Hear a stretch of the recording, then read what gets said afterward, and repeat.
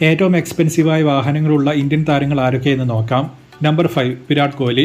കോഹ്ലിയുടെ ഗരാജിലെ ഏറ്റവും എക്സ്പെൻസീവായ വാഹനം 4 കോടി വിലയുള്ള ബെന്റ്ലിയുടെ കോണ്ടിനെന്റൽ GT ആണ്. ടോട്ടൽ 30 കോടിയുടെ എക്സ്പെൻസീവ് കാർ കളക്ഷൻ കോഹ്ലിക്കുണ്ട്. നമ്പർ 4 രോഹിത് ശർമ്മ. രോഹിത്തിന്റെ ഏറ്റവും എക്സ്പെൻസീവായ വാഹനം 4.18 കോടി വില വരുന്ന ലംബോർഗിനി ഉറൂസ് ആണ്.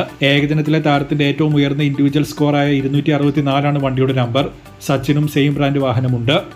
Number 3 KL Rahul. മറ്റുള്ള താരങ്ങളെപ്പോലെ വാഹന ക്രൈസിന്റെ പേരിൽ രാഹുലിന്റെ പേര് അങ്ങനെ പറഞ്ഞു കേൾക്കാറില്ല.